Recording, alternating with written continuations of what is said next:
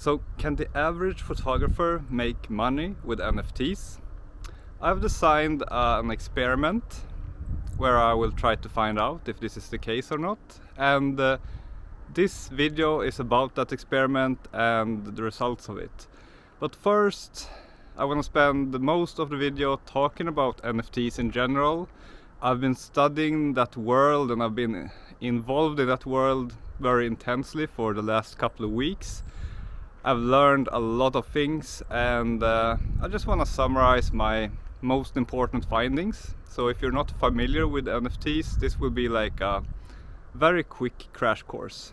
I will not be able to go into detail, especially about the technical stuff, but I will try to explain the most important things that you would need to know as a photographer. So first of all, what is an NFT?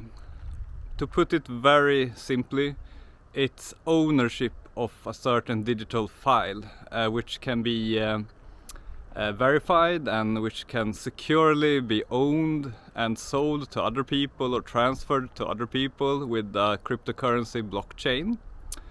And basically, if you own an NFT, everyone can check that you own it.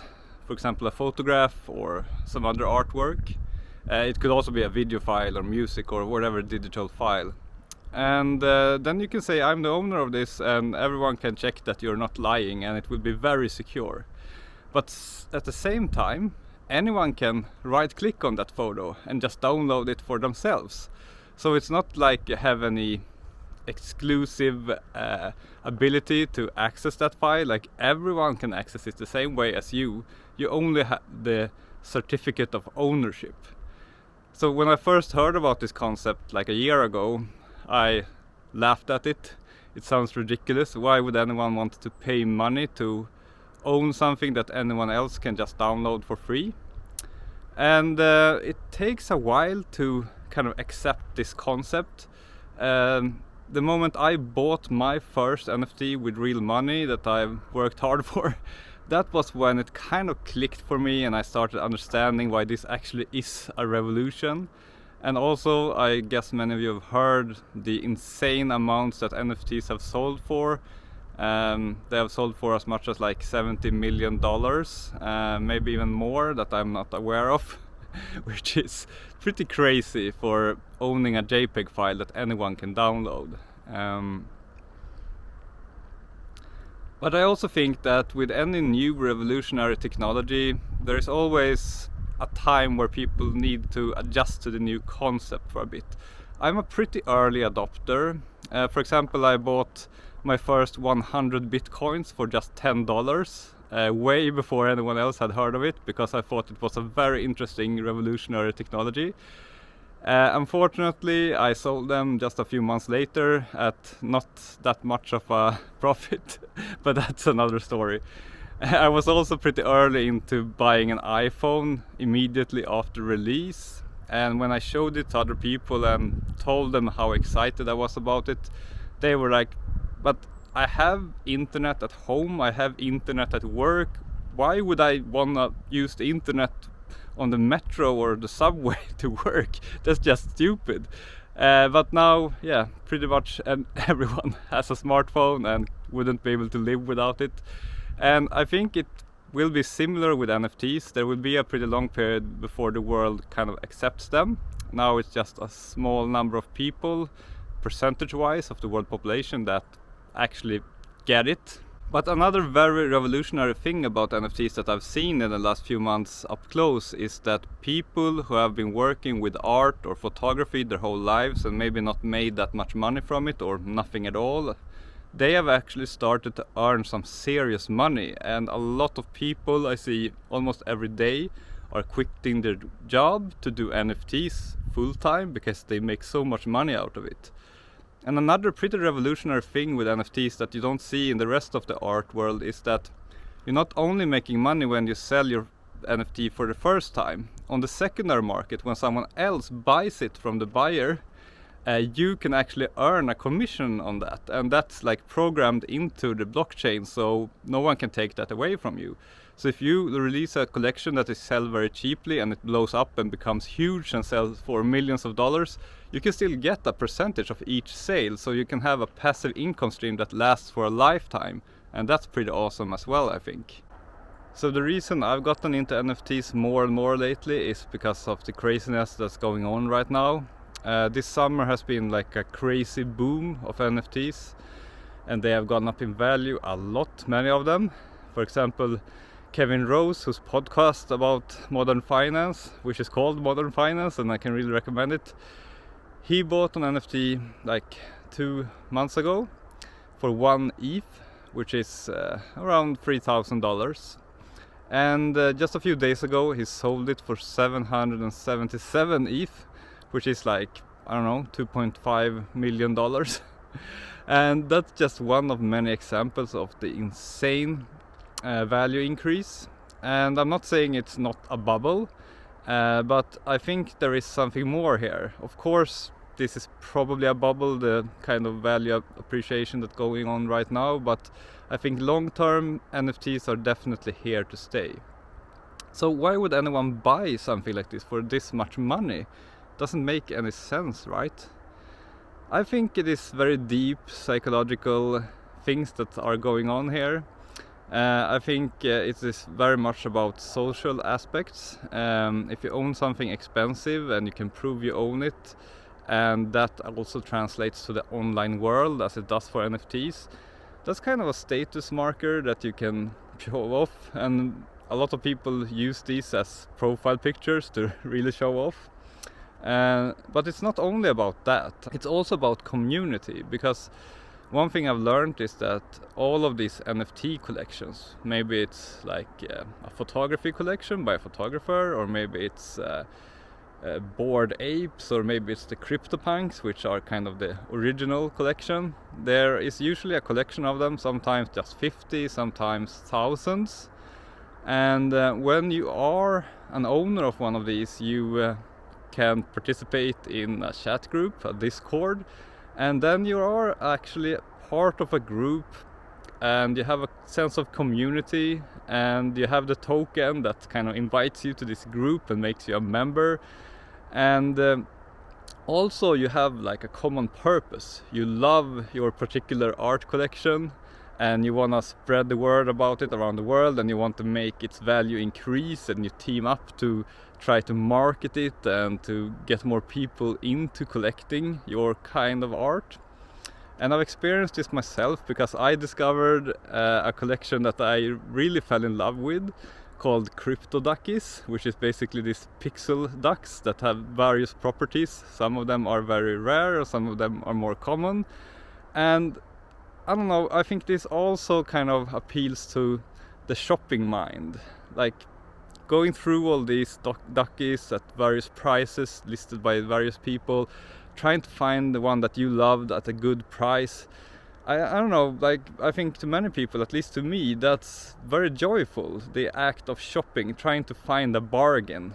Oh, this duck has this very rare property, but it's priced very low, and all the other ones with this property are a lot more expensive. So I could buy this one and keep it for a while and then sell it maybe at a higher price and make some money.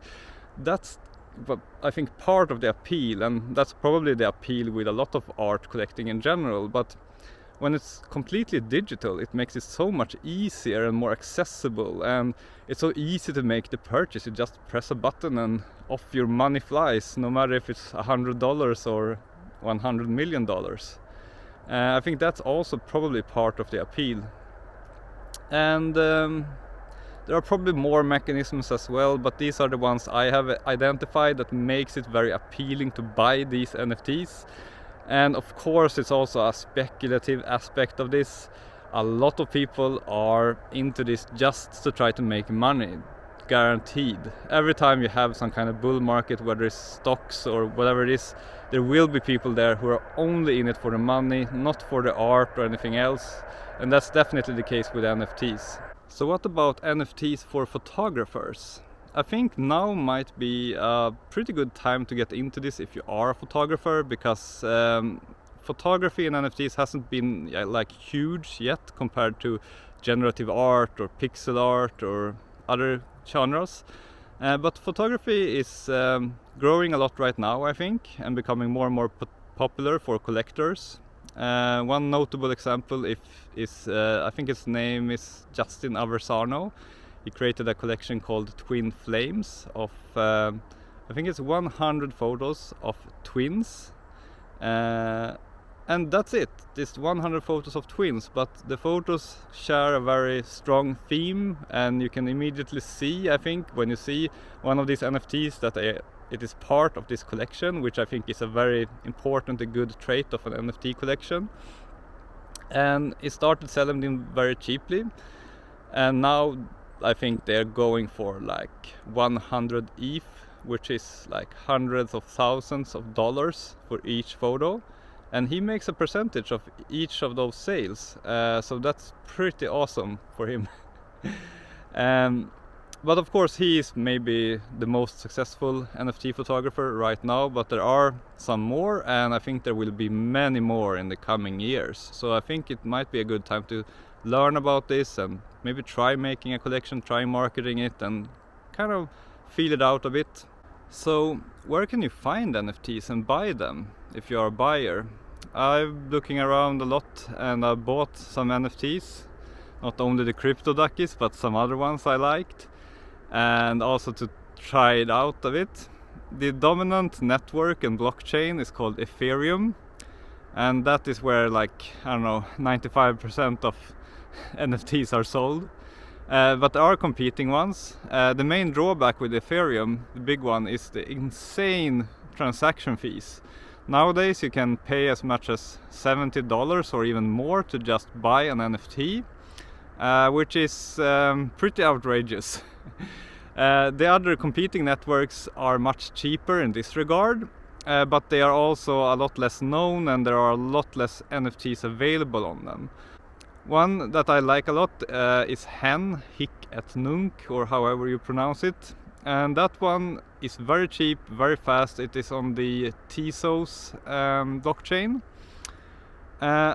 Unfortunately though, their website is kind of buggy and very often doesn't work, and also it's very hard to find stuff because they don't have any adequate filter functions, so it's kind of a mess. And this whole thing reminds me, like, not only Hen but the whole NFT world reminds me a bit about how the internet was back in the early 90s. There was only like a small group of nerdy people who were using it, and they were very passionate about it, but it was also a mess and hard to find stuff and hard to do stuff. And yeah, I'm sure the NFT community will sort all these things out in the coming years, but yeah, that's Hen. And then there is also a blockchain called Solana, which is on the uprise, and that one is also cheaper than Ethereum but also extremely fast. So some people think that maybe Solana or some other blockchain will actually beat Ethereum. But Ethereum is the de facto standard now for NFTs, and I think it could be pretty hard to beat Ethereum, even though the gas fees are very high. The Ethereum developers are working hard on upgrades to the network that will lower the gas fees. So we'll see what happens in the future. If you want to buy an NFT on Ethereum, there are a few different websites you can go to. The biggest one is OpenSea, and that is the one I maybe could recommend for people who either want to buy or sell NFTs, because it's very easy to use. What you do is you install a wallet as a plugin in your browser. The most popular one is called MetaMask, and you initialize that wallet, and then you can log in on the different websites that deal with the NFTs with that wallet, and there you can buy NFTs. But first, of course, you need to fill that wallet with some money, and I recommend going to an exchange like Coinbase or Bitstamp and trade some of your hard-earned cash into Ethereum, and then you can easily from there transfer that Ethereum to your wallet address, and that is how you can get started. There are a lot of guides about this out on the internet, so yeah, you can look that up. And of course, it goes without saying, don't ever invest money into anything that you cannot afford to lose. and especially with NFTs. I mean, this is very risky stuff, and I'm sure a lot of NFTs will go down to zero in value over time. So I would recommend, if you want to play around with this, maybe take the money that you would normally use to go to the bar and buy a few beers, or maybe on other entertainment stuff, or yeah, just some money that you write off as lost already from the beginning, and then you can see it as a pleasant surprise if you would be able to actually make some money with NFTs. I think that is the right approach at this moment. So what about environmental issues? There is a lot of talk about this, that NFTs are not good for the environment, and there is one particular article that gets sent to me a lot that says basically that NFTs are very, very bad for the environment. And in one sense it is true, and in another sense it is no longer true, or very soon not true. Because first of all, the only blockchain for NFTs that I know of that is actually bad for the environment is Ethereum. All the other ones, the newer ones, they are much more environmentally friendly because they use a different technique to do the verification of everyone's transactions. But Ethereum are actually working on a new release that will also make Ethereum environmentally friendly, and this is scheduled or due to happen within the next few months. Some people think it will happen during 2021, and some people think it will happen early 2022. So yeah, right now it is not that environmentally friendly, but I personally don't have a problem promoting NFTs when I know that the next upgrade that they will do right after the one they did a few weeks ago will be to make the whole network environmentally friendly. So I don't worry too much about that. If they wouldn't have any plans to make it environmentally friendly, kind of like Bitcoin, which is not that environmentally friendly, and they don't have any plans at all that I know of to make it so, then maybe I would not be promoting this. But with Ethereum I don't really feel bad about promoting it. So what about the experiment that I talked about in the beginning of this video? How can you find out if the average photographer can make money from NFTs? My plan is to use myself as the test subject because I think I am a pretty average photographer. I have a pretty big following. I have 60,000 subscribers on YouTube and 18,000 followers on Instagram. But that's not a huge following. A lot of more successful photographers than me have a much bigger following. And also I feel the same way about my photos. My photos are okay. They are not beginner photos, but they are not the best photos in the world. They are pretty average, I would say. So if I would make an NFT collection and try to market it a bit for a month, and that is my plan, I will market it a month from now on, the result of that should indicate if the average photographer can make money with NFTs in the autumn of 2021. So that is exactly what I have done. I have created a collection which I call Resting Raindrops. And this is a genre of macro photography that I've been doing now for a few years and that I really love. I love taking these photos, and also I love how they look. I am very proud of them myself. I have no idea if other people will appreciate them and if my collection will sell or not, but I've created it because I feel in my heart that it is a nice collection. And another reason why I went with raindrops and not my normal insect photos is that I think this is more unique. I haven't seen other photographers do a lot of raindrop photography. I think I am one of few who have actually worked a lot with that. And also because the images, the photos, they kind of have the same feel to them, all of them. They fit together, and when you look at one photo from the collection, you can kind of immediately see that this part of that collection, it belongs to that collection, just like the Twin Flames collection. And I think that's a very nice property of a photography collection, that each photo should be able to speak for the whole collection. And if my collection would not sell at all, that might very well happen. I don't want to be asking myself the question, was it too expensive? Did I price it too high?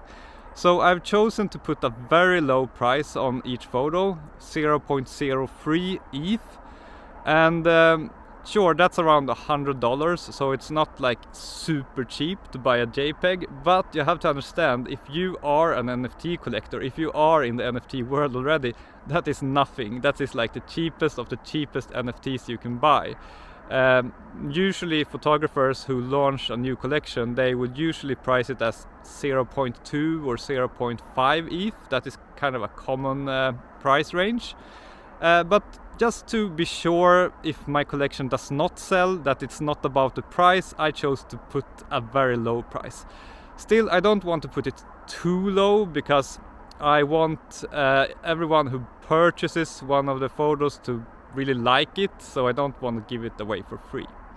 And also, if I would give them away for free, that would kind of invalidate the whole experiment, because then I wouldn't be selling NFTs and making money, I would just be giving them away, right?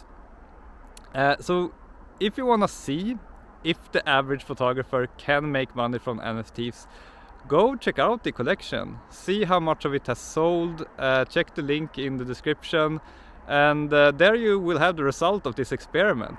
What I will do is, I'm making this video to promote the collection, and I guess it will get a couple of thousand views, maybe more. Sometimes my videos get a lot of views, but it's very hard to predict. So that is maybe the main marketing, and then I will do some marketing on my Instagram account. I will do some marketing on Twitter, some shilling and the NFT space on Twitter, and that's about it. And with that marketing, you can see the result of all that if you go look at my collection. And if you like my work, if you like my raindrops, I would be so happy if you picked one up. That would mean the world to me. Thank you for watching this video. I hope you learned something about NFTs and that you got something out of it. See you very soon again in another video. Bye bye.